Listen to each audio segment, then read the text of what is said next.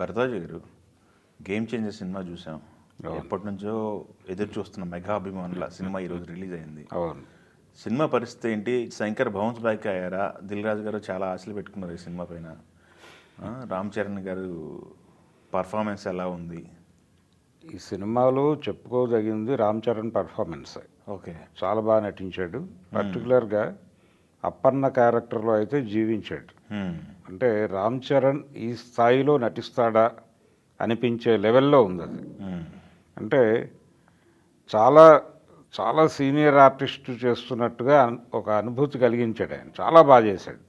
ఇక అందులో ఎటువంటి సందేహం అక్కర్లేదు. ఓకే. అంటే సుకుమార్ ఒక మాట అన్నాడు ప్రీ రిలీజ్ ఈవెంట్లో, ఫ్లాష్ బ్యాక్ ఎపిసోడ్ చాలా అద్భుతంగా వచ్చింది అని. అది నిజం. ఈ సినిమాలో సెకండ్ హాఫ్లో వచ్చేటువంటి ఫ్లాష్ బ్యాక్ ఎపిసోడ్ పర్టికులర్గా అప్పన్న క్యారెక్టరైజేషను, ఆ క్యారెక్టర్ని నడిపిన తీరు చాలా అద్భుతంగా ఉంది. అలాగే అక్కడ తీసుకున్నటువంటి పాయింట్స్ కూడా చాలా బాగున్నాయి. అంటే బాక్సైడ్ తవ్వకాలని అడ్డుకున్నటువంటి ఆదివాసీల కథ విన్నాం మనం విశాఖ మన్యంలో. దాదాపు దాన్నే అడాప్ట్ చేసుకున్నారు వీళ్ళు కథకి. అడాప్ట్ చేసుకోవడంతో పాటు ఆ లైన్లో అంటే అప్పన్న క్యారెక్టర్లో నడిచినటువంటి కొన్ని సన్నివేశాలు చాలా చారిత్రాత్మకమైనటువంటి సన్నివేశాలని గుర్తు చేసినాయి. అంటే చరిత్రలో మహాత్మా గాంధీ గారు జనవరి 30వ తారీఖు చనిపోయాడు. ఆయన చనిపోయే రోజు ఇవ్వవలసినటువంటి ఉపన్యాసం ప్రింట్ అయింది కానీ ఆయన డెలివరీ చేయలేదు. ఓకే. అంటే ముందే రాసుకునేవాడు ఆయన ఉపన్యాసం. అలా అది గాంధీ గారి ఉపన్యాసాల్లో ప్రింట్ అయింది కానీ అది డెలివరీ చేయలేదు. అదేంటంటే కాంగ్రెస్ పార్టీ రద్దు గురించి ఆలోచించాడు ఆయన. నిజానికి ఆ రోజు ఆయన చేసేటువంటి ప్రసంగం అదే. అలాంటి కొన్ని హిస్టారికల్ ఈవెంట్స్ని గుర్తు చేసే పద్ధతిలో ఆ ఫ్లాష్ బ్యాక్ ఎపిసోడ్ నడిచింది. ఇది చాలా బాగా డిజైన్ చేశారు అది అక్కడ వరకు. పోతే మిగిలిన సినిమా వైపుకి వస్తాయి. ప్రతి ఒక్కరూ కష్టపడ్డారు. దిల్ రాజు గారు అయితే ఆయనే చెప్పుకున్నట్టుగా పాటలకు నేను 70 కోట్ల పైన పెట్టాను అని అన్నాడు ఒక చోట ఆయన. అవును, నిజం అది. నిజంగానే ఆ ఖర్చు పెట్టాడు ఆయన. కనపడుతుంది స్క్రీన్ పైన, స్క్రీన్ మీద కనిపిస్తోంది. టోటల్ సినిమాలో ప్రొడక్షన్ వాల్యూస్ చాలా గొప్పగా ఉన్నాయి. శంకర్ ఏది కావాలంటే అది అమర్చారు అనేది అర్థమవుతుంది సినిమాలో. విజువల్గా చాలా వండర్ ఉంది సినిమాకి. అయితే గేమ్ చేంజర్ అని టైటిల్ పెట్టారు. నిజానికి మొదట అనుకున్న టైటిల్ సర్కారోడు ఈ సినిమాకి. సర్కారోడు అలాగే గేమ్ చేంజర్ అన్నప్పుడు ఇది శేషన్ జీవితంలో నుంచి కొన్ని అంశాలు తీసుకుని వీళ్ళు ఏదో సినిమా తీస్తున్నారు అనేటువంటి ఒక అభిప్రాయం కలిగించారు. కలిగించినప్పుడు ఇది ఎలక్షన్ రిఫార్మ్స్కి సంబంధించిన సినిమా ఏమో అని అనుకున్నారు అందరూ. కానీ ఆ ఏరియాలో చాలా ఇబ్బంది పెట్టాడు ఆయన. నిజానికి గేమ్ చేంజర్ అని ఆడియన్స్ ఫిక్స్ అయినటువంటి సన్నివేశాల చిత్రీకరణ చాలా డ్రామాటిక్గా నడిచింది. అది కొంత ఇబ్బంది పెట్టినటువంటి సందర్భం కూడా ఉంది. రెండోది, గేమ్ తెలియకుండా అంటే ఆట తెలియకుండా ఆట మార్చడం కుదరదు. ఇది ఆయన తెలుసుకోవాలి ముందు. కార్తీక్ సుబ్బరాజు ఇచ్చినటువంటి లైన్ ఇది. దాన్ని ఈయన తన పద్ధతిలో అడాప్ట్ చేసుకుని డెవలప్ చేసి సినిమా తీశాడు శంకర్. చాలామంది పాత శంకర్ కనిపిస్తున్నాడు అని అన్నారు. అయితే నిజంగానే అక్కడ ఆగిపోయాడా ఈయన అనేటువంటి డౌట్లు వచ్చే విధంగా సినిమా నడిచింది. ఓకే. అంటే ప్రస్తుతం మార్కెట్ ఎకానమీలోకి దేశం వచ్చేసిన తర్వాత ప్రభుత్వాల పాత్ర పరిమితమైంది. అలాగే బ్యూరోక్రాట్స్ పాత్ర కూడా పరిమితం అయిపోయి టోటల్గా కార్పొరేట్స్ని ఫెసిలిటేట్ చేయటమే ప్రోగ్రామ్గా ప్రభుత్వాలు మారిపోయినాయి. ఈ మారిపోయినటువంటి పరిస్థితుల్లో ఉన్న లిమిటేషన్స్లో బ్యూరోక్రాట్స్ ఏ మేరకు ప్రజాసేవ చేస్తున్నారు అన్న పద్ధతిలో సినిమా వెళ్ళి ఉంటే బాగుండేది. అలా కాకుండా ఈయన కొంత కత్తి అంటే మనం పాత రోజుల్లో కత్తి విడిచి సాము ఇలాంటివి అనేక సామెతలు ఉన్నాయి. అలా నడిచింది సినిమా. దాంతో డైరెక్టరు అది జానపద సినిమా తరహాలో తీసుకెళ్తున్నాడా అనే పరిస్థితి ఆడియన్స్కి. కథ ఎక్కడ నడుస్తోంది ఎలా నడుస్తోందో తెలియదు. పర్టికులర్గా ఈ ఎలక్షన్ ఎపిసోడ్స్లో ఆ డ్రామటైజేషన్ విపరీతంగా కనిపించింది. శంకర్కి మొదటి నుంచి కూడా ఉంది. అంటే ప్రతి చిన్న విషయాన్ని అద్భుత రసంలో చెప్పాలి అనే ఉద్దేశంతో విపరీతంగా ఖర్చు పెడతాడు ఆయన.